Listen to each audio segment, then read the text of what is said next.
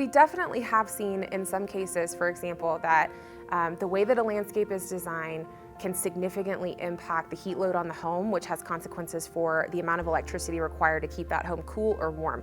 And so, there were some anecdotal evidence in one of the cities I lived in several years ago that folks that were removing turf grass, replacing it predominantly with rocks or materials like that, they might have seen in the summer months a 40 to 60% increase in their air conditioning bill costs in those summer months because they're not getting that cooling effect of that natural living vegetation. And similarly, we'll see a similar impact based on the trees that we select, the location of those trees in the landscape. And so having those living plants not only provides a cooler environment that's more pleasant for us to enjoy, but there's definitely an argument there for what are the environmental costs of having to use more air conditioning to cool the home when we don't have that natural cooling effect outdoors. What I tell folks a lot of times is that turf grass itself is not bad. But we definitely see a lot of challenges with people understanding the appropriate ways to manage it. We see a lot of misinformation or misunderstandings about how much water is needed to irrigate turf.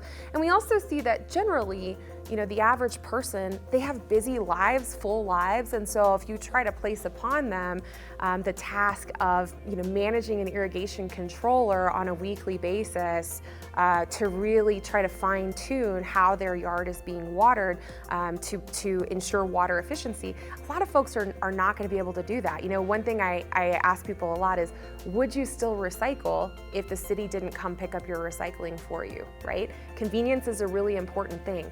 And so when you have something like a smart controller, and when you bring in other irrigation system components like high efficiency sprinkler heads, you're making it easier for people to do the right thing, to use water more efficiently.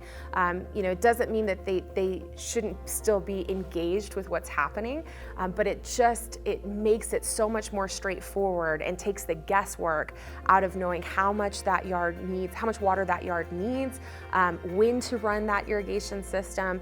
And so from that, we see improved water efficiency, which is great from an environmental standpoint.